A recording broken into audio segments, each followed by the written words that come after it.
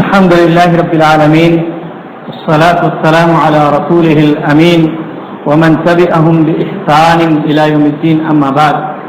سامعین کرام، آج کی تراویح میں 18ویں پارے کی تلاوت کی گئی ہے، جس میں سب سے پہلی سورۃ المؤمنون ہے، جو کہ مکی سورت ہے. مکہ کے درمیانی دور میں یہ سورت نازل ہوئی. اس سورت کی ابتدائی آیتوں میں اللہ رب العالمین نے اہل ایمان کی بعض اہم صفات کا تذکرہ فرمایا. اسی وجہ سے اس کا نام سورۃ المؤمنون ہے. اللہ رب العالمین فرماتا ہے قد افلح المؤمنون، یقیناً کامیاب ہو گئے مومن. کامیابی کے لیے سب سے پہلی اور سب سے بنیادی شرط جو ہے وہ ایمان ہے. ایمان کے بغیر اصل کامیابی کسی بھی طور پر ملنے والی نہیں ہے. لیکن صرف ایمان کافی نہیں ہے کہ آدمی ایمان لے آئے تو یہ کافی ہے کہ وہ جنت پا جائے گا، کامیاب ہو جائے گا. احسب الناس ان يتركوا ان يقولوا آمنا وهم لا يفتنون. اللہ ایک دوسری آیت میں فرماتا کیا لوگوں نے سمجھ رکھا ہے کہ وہ چھوڑ دیے جائیں گے اس بات پر وہ کہتے ہیں ان يقولوا آمنا، ہم ایمان لے آئے، وهم لا يفتنون، اور آزمائے نہیں جائیں گے. آزمائے جائیں گے، انہیں بھی اعمال کرنے ہوں گے، دیگر پریشانیاں، ساری چیزیں. تو ایمان تو بنیادی شرط ہے. ایمان کے بعد کیا کیا صفات ہونی چاہیے وہ اللہ رب العالمین ان کا تذکرہ فرماتا ہے. میں صرف صفات کا ذکر فرماتا ہوں. اللہ فرماتا ہے نماز میں خشوع خضوع ہونا چاہیے، فضولیات سے پرہیز ہونا چاہیے، فضول کاموں سے، فضول باتوں سے پرہیز ہو. اسی طریقے سے زکوٰۃ ادا کرنے والا ہو. زکوٰۃ اگر اس پر فرض ہو رہی ہو تو زکوٰۃ کی ادائیگی کر رہا ہو. پاک دامن ہو، بدکاری سے، زناکاری سے، ان تمام چیزوں سے پاک ہو، صاف ستھرا ہو. امانت دار ہو، اس کے اندر امانت داری ہو. اللہ کے رسول ایک حدیث میں فرماتے ہیں لا ایمان لمن لا امانت لہ، اس شخص کے پاس ایمان نہیں جو امانت دار نہیں ہے. یعنی اس کا ایمان ناقص ہے، تمام نہیں ہے، کامل نہیں ہے. اسی طریقے سے ایفائے عہد و پیمان کو پورا کرنا، وعدہ پورا کرنا. آپ نے وعدہ کیا ہے تو وعدہ پورا کرنا ضروری ہے. اسی طریقے سے نمازوں کی حفاظت، یہ مومن کی صفت ہے. اس کے بغیر مومن جو ہے کامل ایمان والا نہیں ہو سکتا ہے. تو یہ چند صفات اللہ رب العالمین نے ان آیتوں میں ذکر فرمایا. پھر فرماتا اولئک هم الوارثون، یہی لوگ اصل وارث ہیں. یرثون الفردوس الذین یرثون الفردوس، جو فردوس جنت الفردوس کے حقیقی وارث ہوں گے. انہیں کو ملے گی جنت، ہم فیہا خالدون، اور اس میں ہمیشہ رہیں گے. تو اصل کامیابی اگر حاصل کرنی ہے تو ایمان لانا اور اس کے بعد ان صفات سے متصف ہونا ضروری ہے، ورنہ اصل کامیابی حاصل نہیں ہونے والی. اس کے بعد والی آیتوں میں اللہ رب العالمین نے تخلیق کے، انسانی تخلیق کے مراحل ذکر فرمائے. دنیا آج ہمیں بتلا رہی ہے کہ انسان کیسے پیدا ہوتا ہے. 40 دن نطفہ رہتا ہے، 40 دن جو ہے خون کا لوتھڑا ہوتا ہے، اس کے بعد 40 دن گوشت ہوتا ہے، پھر جو ہے اس کے اندر جان پڑتی ہے. آج سائنس اور طب، ڈاکٹری کی دنیا ہم کو یہ بات بتلا رہی ہے، جبکہ قرآن مجید نے 1450 سال پہلے یہ چیز ہمیں بتلا دی تھی کہ انسان کی تخلیق کیسے کیسے ہوتی ہے، کن مراحل سے گزر کر ہوتی ہے. اس کے بعد اللہ رب العالمین نے توحید کا ذکر فرمایا، توحید کی دعوت دی اللہ رب العالمین نے. پھر اللہ رب العالمین نے اپنے کئی انبیاء کرام کا ذکر فرمایا، جیسے نوح علیہ السلام کا ذکر فرمایا، ان کی کشتی بنانے کا ذکر فرمایا، ان کی قوم کے ہلاک و برباد ہونے کا ذکر فرمایا، کشتی میں سوار افراد کے بچانے کا ذکر فرمایا. پھر اللہ رب العالمین نے موسیٰ اور ہارون کا ذکر فرمایا، اور اس ضمن میں فرعون کا ذکر فرمایا اور فرعون کی ہلاک و بربادی. اور اس طور پہ یہ ساری باتیں بیان فرمائی. اور اللہ رب العالمین نے بات بیان فرمائی کہ لوگ جو ہے اس زمانے کے لوگ اس بات پر تعجب کرتے تھے کہ ایک انسان جو ہے وہ نبی کیسے ہو سکتا ہے، انسان نبی نہیں ہو سکتا. اور آج کے لوگ کیا کہتے ہیں، نبی نور ہے. ان کو معلوم تھا کہ یہ انسان ہے، وہ انسان ہونے کی وجہ سے کہتے ہیں کہ یہ نبی نہیں ہو سکتا. اور آج کے افراد ایسے بعض لوگ جو کہتے ہیں کہ اللہ کے رسول نور ہے، انسان نہیں ہے. تو یہ بڑی تعجب کی بات ہے. اسی طریقے سے اللہ رب العالمین نے اگلے آیتوں میں حلال کھانے کی ترغیب دی کہ حلال کھاؤ. یا ایھا الرسل کلوا من الطیبات واعملوا الصالحات، کہ رسولو حلال چیزیں کھاؤ اور نیک اعمال کرو. اور دیگر آیتوں میں اللہ رب العالمین نے اہل ایمان کو حلال کھانے کی ترغیب دی اور کھانے کا حکم دیا. اور اگلی آیتوں میں اللہ رب العالمین نے یہ بات بھی بیان فرمائی کہ تمام انبیاء کا دین ایک ہے. تمام انبیاء کا دین ایک ہے، جیسا کہ حدیث کے اندر اللہ کے رسول اکرم صلی اللہ علیہ وسلم فرماتے ہیں کہ انبیاء اخوہ، کہ سارے انبیاء جو ہے بھائی ہیں. وہ دین ہوا، اور ان کا دین ایک ہے.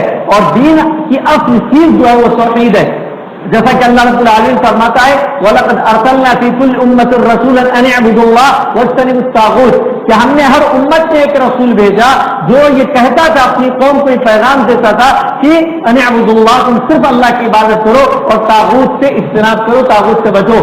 انبیاء کرام کی جو قصے اللہ رب العالمین ذکر فرماتا ہے کہ انہوں نے اپنی قوم کو کس طور پر دعوت دی، تو اس میں سب سے پہلی چیز جو ذکر کرتا ہے اللہ رب العالمین کہ نبیوں نے اپنی قوموں سے کہا کہ تمہارا معبود ایک ہے، اللہ رب العالمین کی عبادت کرو، کسی اور کی عبادت نہ کرو۔ اس کے بعد اللہ رب العالمین نے میدان محشر کا منظر کھینچا ہے کہ میدان محشر میں لوگوں کی حالت کیا ہوگی اور کیسے کیسے حالات ہوں گے۔ اسی سورت کے اندر اللہ ایک آیت ہے جس میں اللہ کے رب العالمین فرماتا ہے والذین یؤتون ما آتوا وقلوبهم وجلة انہم الی ربہم راجعون، کہ اور جو لوگ کہ ان کو جو دیا گیا ہے وہ دیتے ہیں، ان کو جو نعمت اللہ کی جانب سے ملی ہے مال دولت وہ فی سبیل اللہ خرچ کرتے ہیں، خرچ کرنے کے باوجود ان کی حالت ایسی ہوتی ہے وقلوبهم وجلة، ان کے دل تھراتے ہیں، کانپتے ہیں، ڈرتے رہتے ہیں کہ ہماری نیکیاں قبول ہوں گی یا نہیں، انہم الی ربہم راجعون، وہ تو اپنے رب کی طرف لوٹ کر جانا ہے، ان کو حساب و کتاب دینا ہے۔ اما عائشہ صدیقہ رضی اللہ تعالی عنہا اللہ کے رسول اکرم صلی اللہ علیہ وسلم سے پوچھتی ہے کہ ڈرنے والے کون ہوں گے؟ وہ جو زناکار ہیں، بدکار ہیں، گناہ کر رہے ہیں دنیا کے اندر، وہ ڈریں گے؟ اللہ کے رسول فرماتے لا یبنۃ الصدیق، نہیں اے صدیق کی بیٹی، یہ تو ڈریں گے ہی، جو گنہگار ہیں ان کو تو ڈرنا ہی ہے، ان کے پاس تو کوئی چارہ کرنی، لیکن یہ ڈرنے والے وہ ڈرنے والے ہیں کہ جو نمازیں بھی پڑھیں گے، صدقہ بھی کریں گے اور اس کے باوجود انہیں ڈر لاحق ہوگا، وہ ڈرتے رہیں گے اللہ رب العالمین سے۔ تو یہ انسان کو جو ہے نیکیاں کرنے کے بعد اترانا نہیں چاہیے، اعمال کرنے کے بعد اسے گھمنڈ کا شکار نہیں ہونا چاہیے، بلکہ یہ بھی اللہ رب العالمین کا فضل و کرم ہوتا ہے تو ہمیں توفیق دیتا ہے کہ ہم یہ نیکیاں کر سکیں۔ اس کے بعد سورہ نور کا آغاز ہوتا ہے۔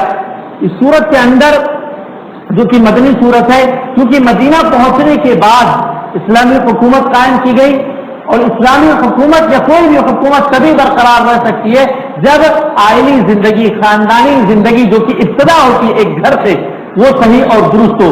تو اس صورت کے اندر اللہ رب العالمین نے بہت سارے خاندانی نظام بیان فرمائے، گھر میں کب جانا ہے، کون جائے گا، کس سے پردہ کرنا ہے، کس سے بچنا ہے، کس گھر میں بلا دھڑک داخل ہو سکتے ہیں، اور زناکاری اور بدکاری وغیرہ کی جو سزائیں ہیں اسلامی، ان چیزوں کا اللہ رب العالمین نے بیان فرمایا۔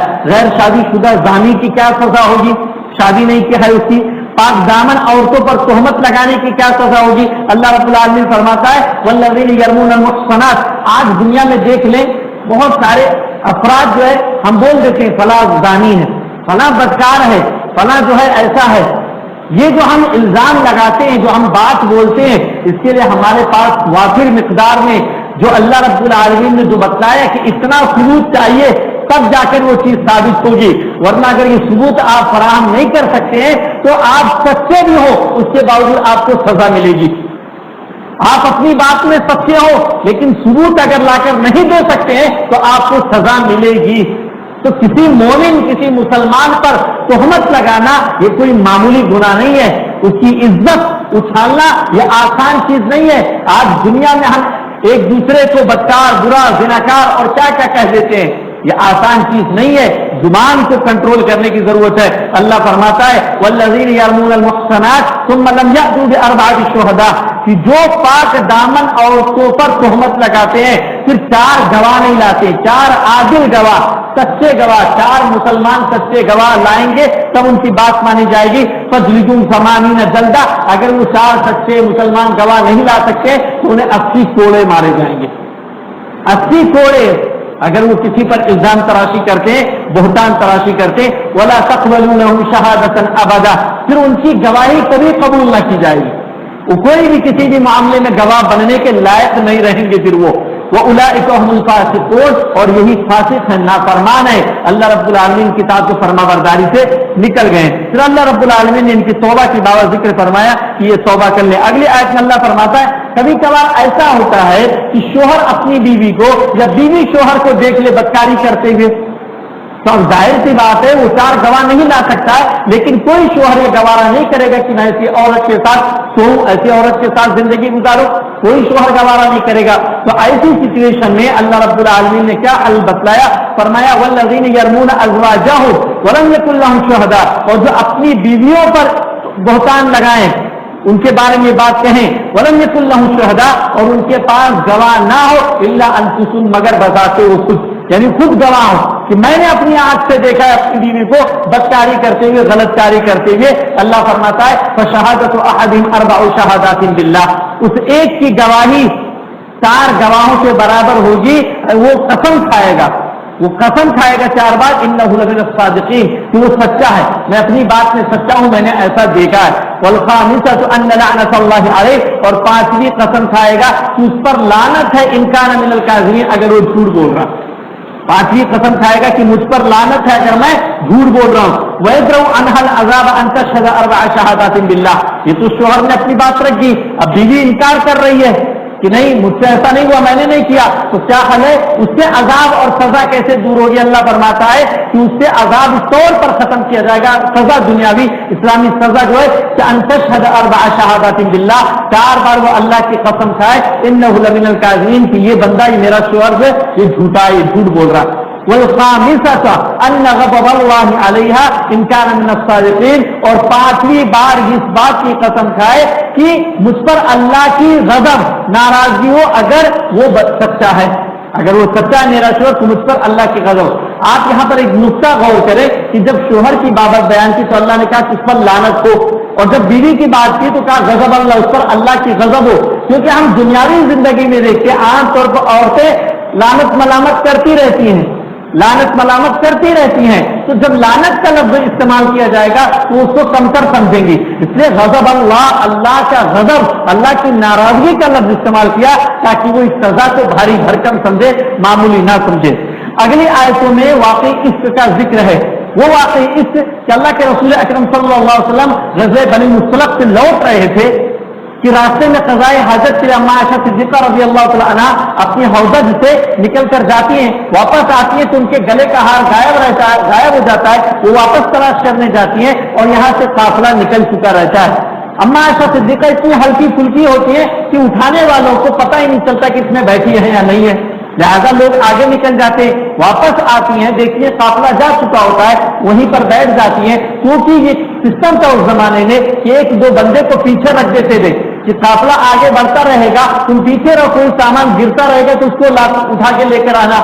صفوان بن معطل رضی اللہ تعالیٰ عنہ کی ذمہ داری تھی، لہذا جب وہ آگے پہنچتے ہیں انہوں نے اما عائشہ صدیقہ رضی اللہ تعالیٰ عنہا کو حجاب کے حکم سے پہلے دیکھ چکے تھے، وہاں پر وہ اما عائشہ کو دیکھ کر پہچان جاتے انا للہ و انا الیہ راجعون پڑھتے، یہ تو پریشانی کی بات ہے، اپنا اونٹ آگے کرتے اس پر اما عائشہ صدیقہ کو سوار کراتے اور پہنچتے ہیں قافلے کے پاس۔ جب قافلے کے پاس پہنچتے ہیں منافقین دیکھ کر شور کر دیتے، یہ جو تخلیہ ہے، یہ جو کنارہ علیحدگی ہوئی ہے قافلے سے، یہ ایسے نہیں ہوئی ہے، یعنی بدکاری اور زناکاری کی تہمت اما عائشہ صدیقہ رضی اللہ تعالی عنہا پر لگا دیتے ہیں۔ اما عائشہ کو نہیں معلوم یہ چیز، وہ 1 مہینے تک اللہ کے رسول ان سے الگ ہو جاتے ہیں، یہاں پر ابھی اللہ رب العالمین حکم نازل نہیں کر رہا، یہاں بات پھیلتے چلی جا رہی ہے، بعض صحابہ راز بھولے بھالے صحابہ کرام بھی منافقین کی اس سازش میں شامل ہو جاتے ہیں، وہ بھی ان کی بھی زبان سے اس طریقے کی باتیں نکل جاتی ہیں، اللہ رب العالمین ان کو تنبیہ کرتا ہے۔ اب اتنا وقت نہیں کہ ساری آیتوں کا ترجمہ کروں، یہ خلاصہ ہے کہ ایسے حالات سے اللہ کہتا ہے کہ سمعتموه المؤمنون والمؤمنات بانفسهم خیرا، جب تم لوگوں نے یہ بات سنی تو مومن مردوں عورتوں نے اپنے اوپر کی طرح اس کو خیر کیوں نہیں شمار کیا، کہ اپنے بارے میں جیسا خیر سمجھتے ہیں، خیر گمان کرتے ہیں، ایسا تم نے اما عائشہ کے بارے میں، صفوان بن معطل رضی اللہ تعالی عنہما کے بارے میں کیوں نہیں سمجھا، کیوں نہیں گمان کیا؟ وقالوا هذا افک مبین، اور کیوں نہیں کہتے کہ یہ تو کھلی ہوئی جو ہے گڑی ہوئی بات ہے، کھلی ہوئی اور گڑی ہوئی بات ہے۔ اس کا لفظی معنی ہوتا ہے کسی بات کو الٹ دینا، پلٹ دینا۔ لولا جاءوا علیہ 4 شہداء، اللہ فرماتا کہ یہ 4 گواہ کیوں نہیں لے کر آئے اگر یہ اپنی بات سے سچے تھے؟ فإذ لم يكن الشهداء فأولئك عند الله هم الكاذبون، یہ چار گواہ نہیں لائے کہ یہ اللہ کے نزدیک جھوٹے ہیں. ولولا فضل اللہ علیکم ورحمتہ فی الدنیا والآخرہ لمسکم فیما افضتم فیہ عذاب عظیم. اللہ کا فضل و کرم اور رحمت اس کی اگر تم پر نہ ہوتی دنیا اور آخرت میں تو اس معاملے میں تمہارے پڑھنے کی وجہ سے اللہ رب العالمین کی جانب سے تم پر بڑا عظیم عذاب آ کر تم کو پکڑ لیتا.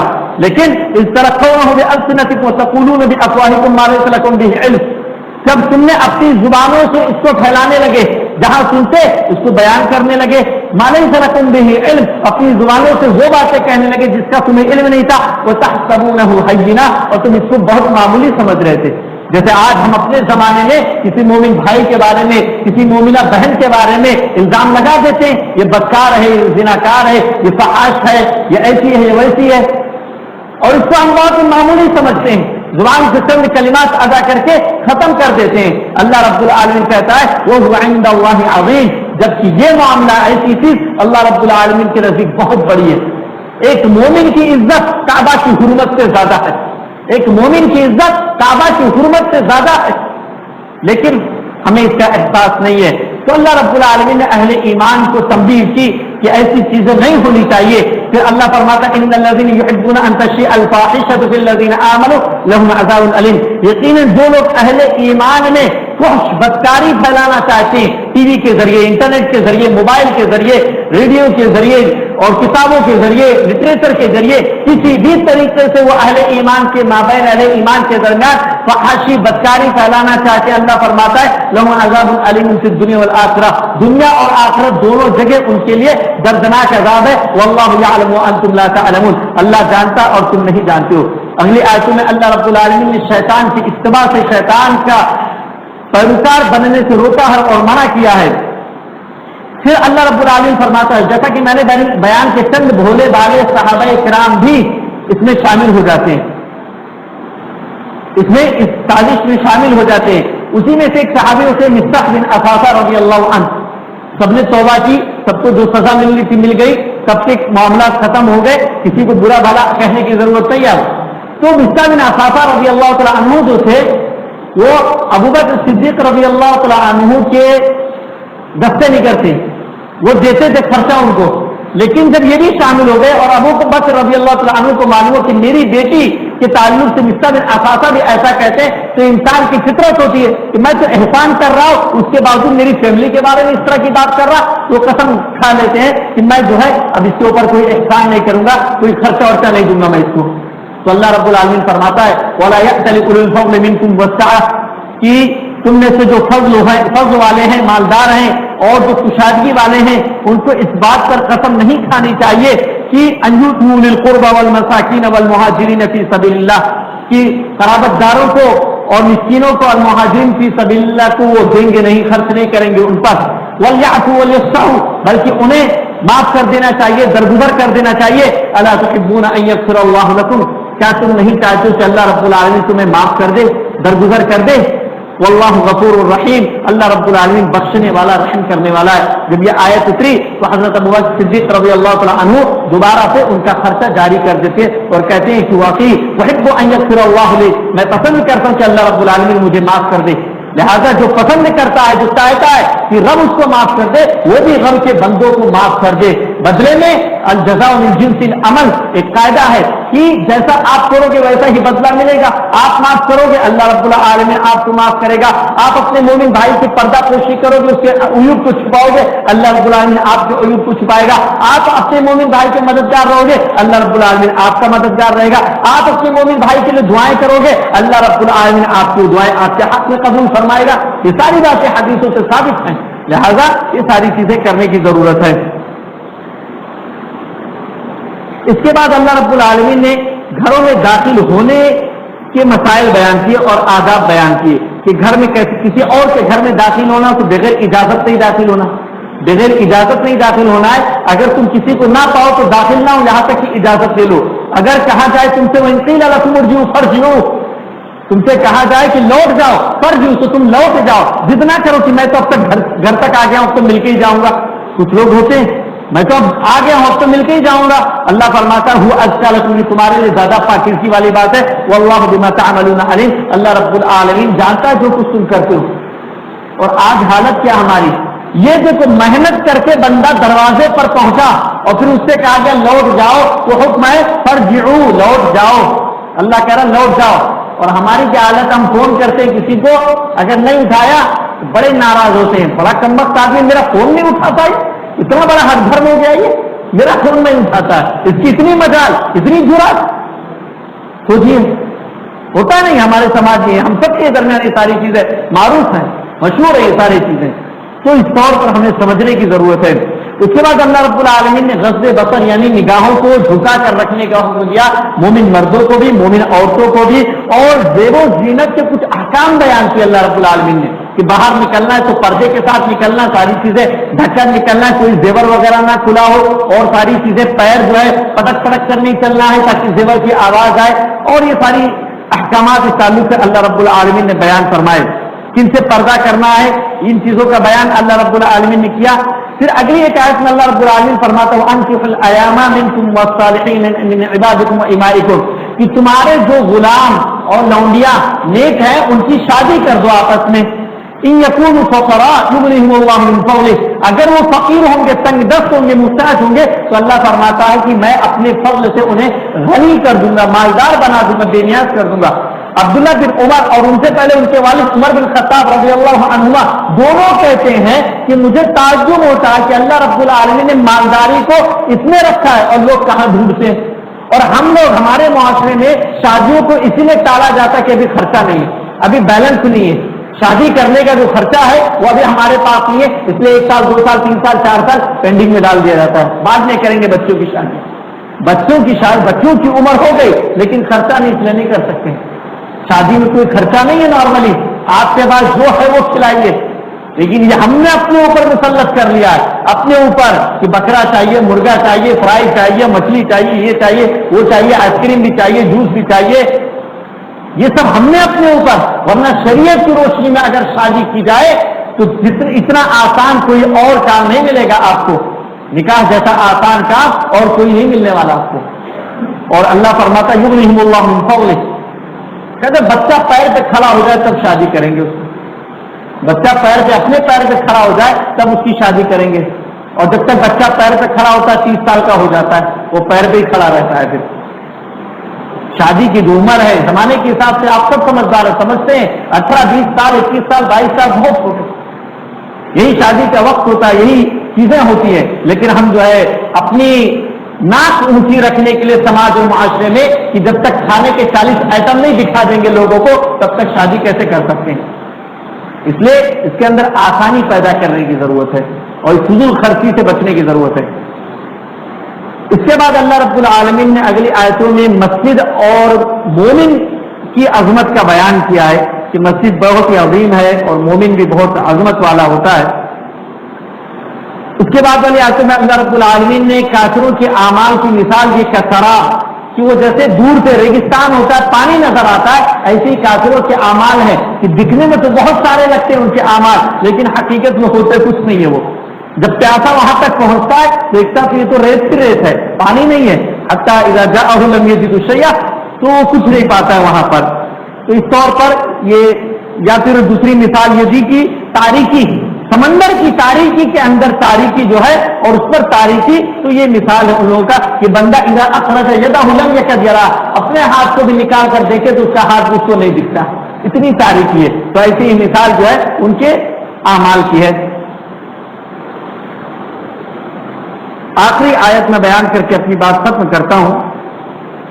اللہ رب العالمین نے اہل ایمان سے حکومت کا اور خلافت کا وعدہ کیا ہے کہ حکومت تم کو ملے گی، خلافت ملے گی، اور وعدہ کیا اللہ نے اور اللہ نے دیا۔ اتنے برسوں تک مسلمانوں نے حکومت کی۔ حضرت عثمان رضی اللہ تعالیٰ عنہ کے دور خلافت میں یعنی سن 35 ہجری تک کئی لاکھ مربع کلومیٹر پر اسلامی حکومت تھی، ایک بڑی دنیا پر اسلامی حکومت تھی، تو ایسے مل گئی۔ اللہ فرماتا ہے وعدہ، اور آج بھی یہ وعدہ برقرار ہے اگر اس آیت کے اندر موجود چیزوں کو مسلمان فالو کر لیں۔ اللہ فرماتا ہے وعد اللہ الذین آمنوا منکم وعملوا الصالحات، کہ اللہ نے تم میں سے جو ایمان والے ہیں اور جو نیک عمل کرتے ہیں ان سے وعدہ کر رکھا ہے لَيَسْتَخْلِفَنَّهُمْ فِي الْأَرْضِ، کہ انہیں ضرور زمین میں خلیفہ بنائے گا، حاکم بنائے گا، كَمَا اسْتَخْلَفَ الَّذِينَ مِن قَبْلِهِمْ، جیسا کہ ان سے پہلے کے لوگوں کو خلیفہ بنایا، صحابہ کرام کو بنایا خلیفہ، بدو تھے, عرب تھے, کیا جانتے تھے, لوگ ان کو کچھ سمجھتے ہی نہیں تھے. لیکن جب انہوں نے اسلام کے دامن کو پکڑا, اللہ کے رسول فرماتے قولوا لا الہ الا اللہ تفلحوا وتملكوا العرب والعجم, لا الہ الا اللہ کہہ دو تم کامیاب ہو جاؤ گے, اور عرب و عجم, عرب اور غیر عرب کے تم مالک بن جاؤ گے, حاکم بن جاؤ گے. اور انہوں نے سمجھا لا الہ الا اللہ کو, اس کے تقاضے کو پورا کیا, اور اللہ رب العالمین نے دنیا ان کے قدموں میں ڈال دی, دنیا ان کے قدموں میں ڈال دیتا ہے اللہ رب العالمین. تو فرمایا كما استخلف الذين من قبلهم وليمكنن لهم دينهم الذي ارتضى لهم, اور اس دین کو, تمہارے دین کو, اہل ایمان کے دین کو اللہ جو اللہ کا پسندیدہ ہے ان کے لیے زمین میں بسا دے گا, گاڑ دے گا زمین کے اندر. وَلَيُبَدِّلَنَّهُم مِّن بَعْدِ خَوْفِهِمْ أَمْنًا, اور ان کے خوف کو امن و امان سے بدل دے گا. آج خوف میں مبتلا ہے پوری مسلم قوم, کب کس پر کہاں اٹیک ہو جائے, کب حملہ ہو جائے, کب خاتمہ ہو جائے, خوف میں مبتلا ہے. اللہ فرماتا ہے کہ خوف کو امن و امان سے بدل دے گا. اللہ کے رسول جب آئے اس وقت بھی خوف کا ماحول تھا, اسلامی حکومت قائم ہوئی, اور ایک دور ایسا بھی آیا کہ ایک عورت تنے تنہا زیوروں سے لگی ہوئی حیرہ سے چل کر مکہ پہنچتی ہے, حج و عمرہ کرتی ہے, اور راستے میں کوئی اسے چھیڑنے والا نہیں ہوتا ہے. یہ امن و امان کی مثال ہے. حضرت عمر بن عبدالعزیز رحمۃ اللہ علیہ کے زمانے میں بھی امن و امان کی ایسی صورت حال تھی. تو وہ اسلامی حکومت کا جو فائدہ ہے اور جو برکت ہے وہ حاصل ہوتی, وہ ملتا ہے. اللہ رب العالمین مزید فرماتا ہے یعبدوننی, شرط کیا ہے, میری عبادت کریں, لا یشرکون بی شیئا, اور شرک نہ کریں. یہ بنیادی شرط ہے. ومن کفر بعد ذلک, اور جو اس کے بعد کفر کرے گا فاولئک هم الفاسقون, وہی فاسق ہے. اگلی آیتوں میں اللہ رب العالمین نے بیڈ روم میں, گھر ہوتا ہے اور گھر کے اندر ایک خاص کمرہ ہوتا ہے, میاں بیوی کا بیڈ روم ہوتا ہے, تو بیڈ روم کے تعلق سے احکامات بیان کیے کہ بیڈ روم میں اگر جانا ہے تو کب کب جانا ہے اور کب نہیں جانا ہے, اور اجازت لے کر جانی ہے. اللہ رب العالمین فرماتا ہے کہ یا ایھا الذین آمنوا لیستأذنکم الذین ملکت ایمانکم, تمہارے غلام تم سے اجازت لیں, والذین لم یبلغوا الحلم منکم ثلاث مرات, اور جو ابھی بالغ نہیں ہوئے ہیں وہ بھی اجازت لیں 3 مرتبہ دن میں, من قبل صلاۃ الفجر, فجر سے پہلے اگر کمرے میں جانا ہو. وحین تضعون ثیابکم من الظہیرہ, جب دوپہر میں کپڑے اتار کے آدمی آرام کرتا ہے اس موقع پر کمرے میں جانا ہو. ومن بعد صلاۃ العشاء, اور عشاء کی نماز کے بعد جب کمرے میں داخل ہونا ہو تب بھی اجازت لے کے کمرے میں داخل ہوا جائے. اور بھی بعض احکامات اللہ رب العالمین نے اس تعلق سے بیان فرمائے ہیں. اللہ رب العالمین سے دعا گوں کہ ہم تمام لوگوں کو صحیح سمجھ عطا فرمائے, قرآن و سنت کے مطابق زندگی گزارنے کی توفیق عطا فرمائے. آمین. تقبل یا رب العالمین. وآخر دعوانا ان الحمد للہ رب العالمین. سبحانك اللهم وبحمدك اشهد ان لا اله الا انت استغفرك واتوب اليك.